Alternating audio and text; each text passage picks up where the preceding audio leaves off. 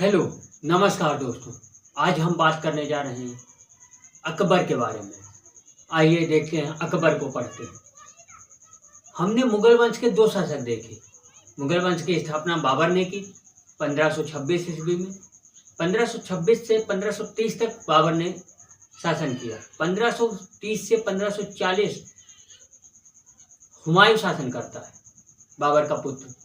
बाबर का जब पुत्र शासन करता है, इसके बाद सूर्यवंश 1540 में आता है और मुगल वंश हट जाता है, क्योंकि मुगल वंश के जो हुमायूं होता है, हुमायूं को भगा देता है यहाँ से शेरशाह सूरी, और वह 15 साल तक शासन करता है। 1555 में हुमायूं फिर एंट्री करता है और मुगल वंश की फिर से स्थापना करता है और शासन करता है। 1556 में वह मर जाता है, और जब मरता है इसके बाद कौन? अकबर शासन करता है। यह हुमायूं का पुत्र था। यह हुमायूं का पुत्र था, बाबर का पोता था, और जिसका जन्म 1542 में जब ये यहाँ से भगाया गया है, 1540 में भागा है, तब ये जाकर के 1540 में जब ये हुमायूं भागा है, इसके बीच में 1542 में इसी का जन्म होता है। तो जब इसका जन्म हुआ, इसके बाद 1555 में री एंट्री करता है हुमायूं, फिर से मुगल वंश की स्थापना। 1556 में जब ये फिर से राजगद्दी संभालता है, तो इसकी उम्र 13 साल 4 महीने थी। ये बहुत ही छोटा था। जब हुमायूं खत्म हुआ तो उसको 17 दिन तक छिपाए रखा गया था कि हुमायूं खत्म हुआ है, क्योंकि इसकी उम्र कम थी और डर था कि हमारी गद्दी कोई दूसरा छीन न ले, इसलिए। और फिर इसका कलानेर में इसको ताज पहना करके सिंहासनारूढ़ किया गया अकबर को। तो इस तरीके से, और 4 वर्ष तक बैरम खां का सूत्रधार बैरम खां अकबर का बना रहा। बहुत ही कायदे से शासन में इंटरफेयर करता रहा। इसके बाद जब ये युद्ध में आपस में मतभेद होने लगे, बैरम खां के और अब इसके, क्योंकि ये संरक्षक था और इसका आपसी मतभेद होने लगा। पहले 4 साल तक तो बढ़िया चला, इसके बाद ये आपसी मतभेद होने लगा। ये कहता कुछ था, वो बैरम खां कहता था ऐसे नहीं, ऐसे होगा। और ये कुछ हद तक इसके जो दरबारी थे वो भी बैरम खां से जलते थे, क्योंकि ये शिया था, बाकी सुन्नी थे। और महामनगा थी, तो वो भी, उनकी भी दाल नहीं गल रही थी, तो उन्होंने भी सोचा कि ये बैरम खां हटे, और इसने भी सोचा कि कहीं ना कहीं अब इसको हटाने में ही भलाई है। तो इसलिए इसने बैरम खां को 2 मौके दिए। ये जब युद्ध हुआ तिलवाड़ा का युद्ध, तो इसमें बैरम खां और अकबर के मध्य हुआ था। जब अकबर के मध्य हुआ तिलवाड़ा का युद्ध, तो इसमें इसने क्या किया? इसमें इसने इसको हराया। जब इसने हराया बैरम खां को, तो इसको सोचता तो कत्लेआम करवा देता या कत्ल कर देता, इसे मार देता, लेकिन इसके उपकार इतने थे कि इसको मारा नहीं। इसको 2 ऑप्शन दिए।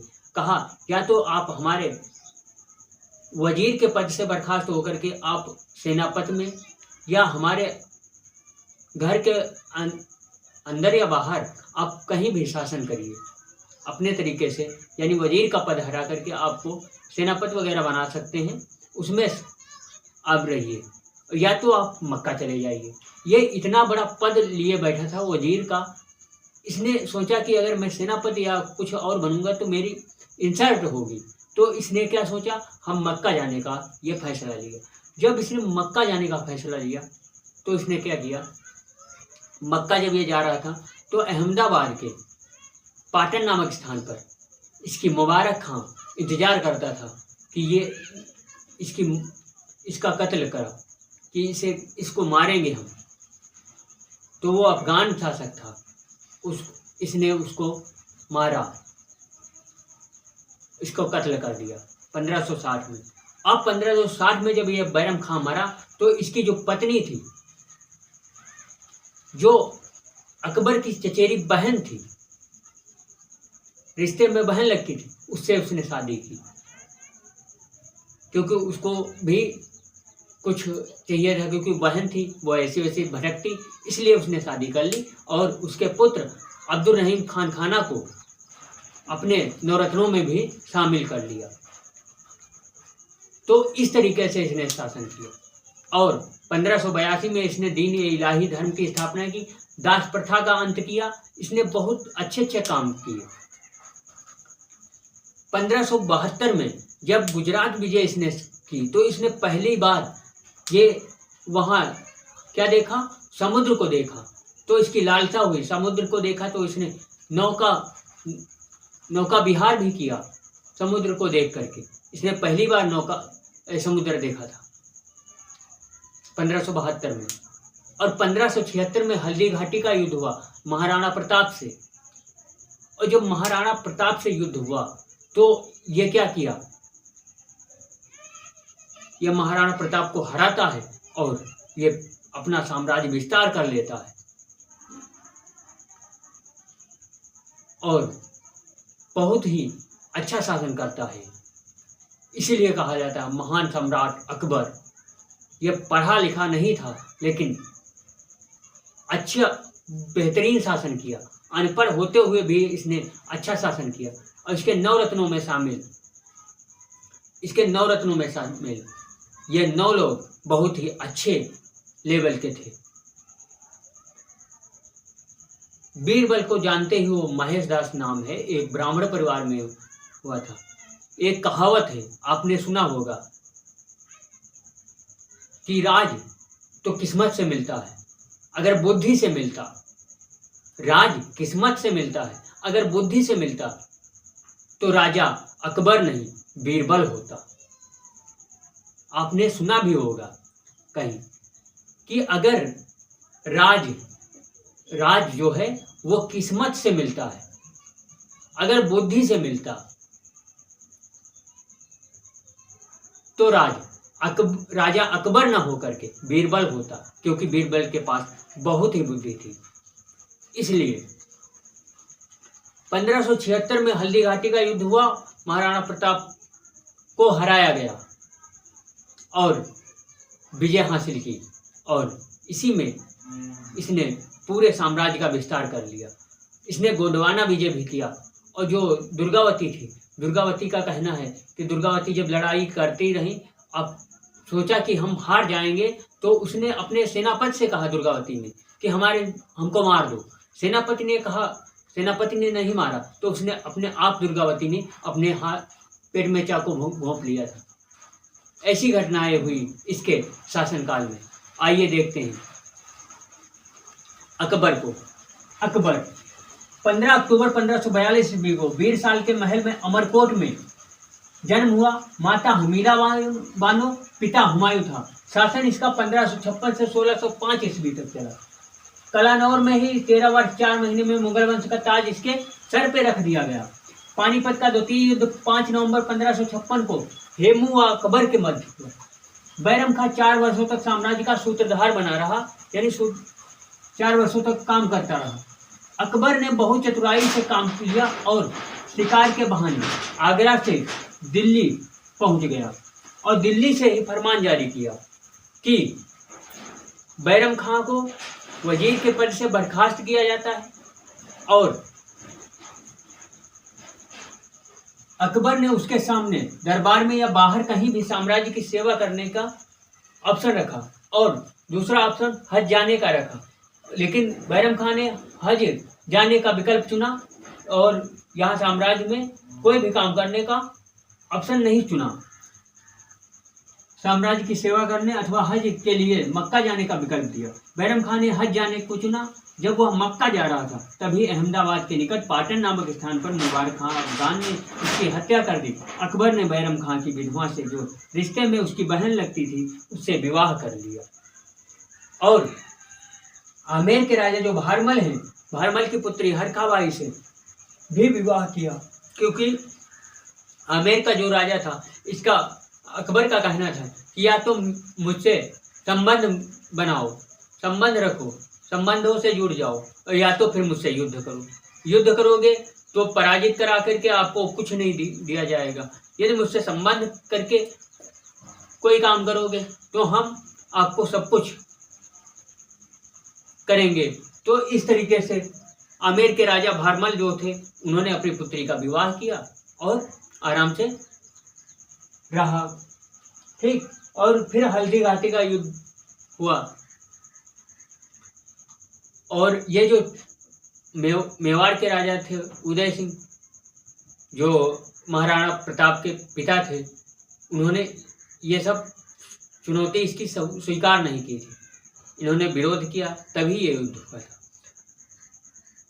तो हल्दी घाटी का युद्ध 1576 ईस्वी में अकबर व महाराणा के बीच में हुआ था। अकबर विजयी हुआ इसमें, और 1572 में गुजरात विजय में ही वह पहली बार समुद्र देखा था।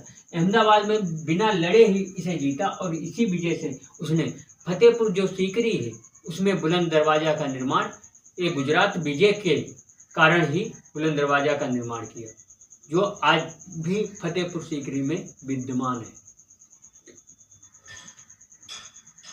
तो आपने अकबर को देखा, अब इसके नवरत्नों को देखिए।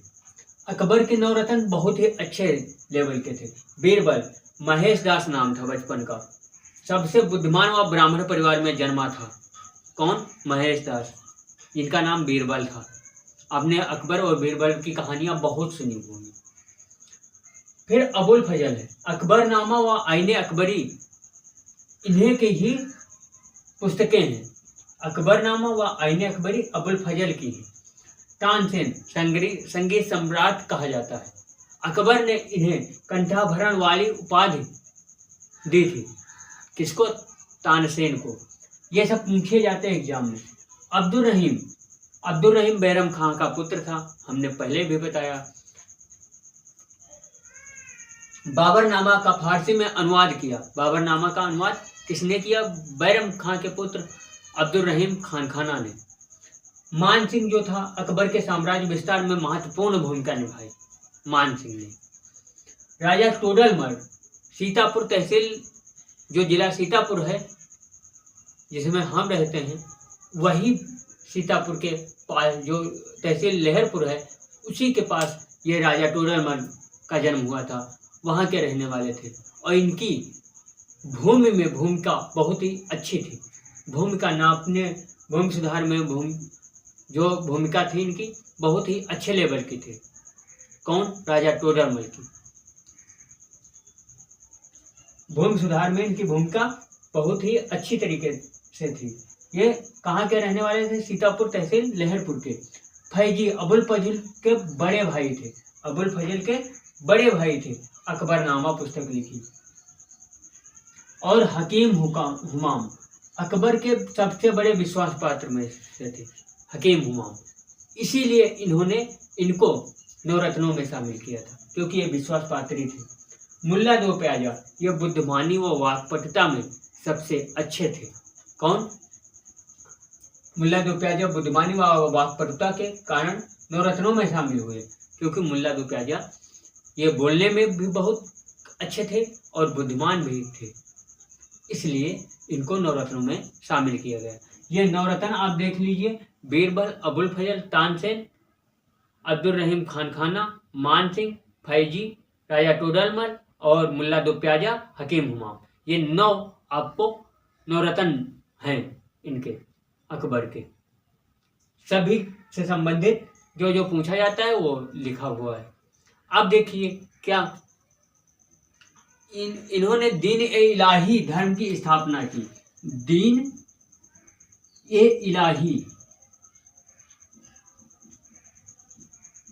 इलाही धर्म की स्थापना की। इसमें क्या था? ये कब किया? 1582 ईस्वी में। 1582 ईस्वी में किया दीन ए इलाही धर्म की स्थापना। इसमें क्या था?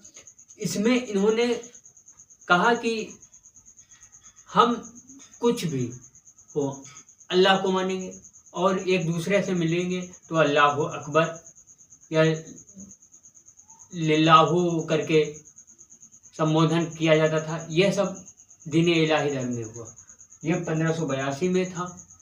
शुरू किया गया और इन्होंने दास प्रथा का अंत किया और दास प्रथा का अंत किया, दीन इलाही धर्म की स्थापना की, जजिया कर को समाप्त किया। जजिया कर ऐसा कर था, आपने सुना होगा, ये हिंदू धर्म पे लगता था जजिया कर, मुस्लिमों को छोड़ करके हिंदुओं पे लगता था जजिया कर, उसको भी अकबर ने ही समाप्त किया था। तो अकबर का हिंदुओं के प्रति झुकाव ज़्यादा था, क्योंकि कहा जाता है कि कुछ कारण था कि ये जो हरखा भाई थी, हरखा भाई से इसने शादी की थी, इस वजह से हल्का झुकाव हिंदुओं के प्रति था इसका। तो इस तरीके से आपने अकबर को पढ़ा, अकबर से जितने सारे क्वेश्चन बनते हैं वो सब आप देखें और पढ़ें और समझ में आए होंगे। बस इसी बात पे आप पढ़ते चलिए और हमेशा मुस्कुराते रहिए, हंसते रहिए, कभी अपने लिए कभी अपनों के लिए। बस इसी बात पे आप लोगों को धन्यवाद, थैंक यू।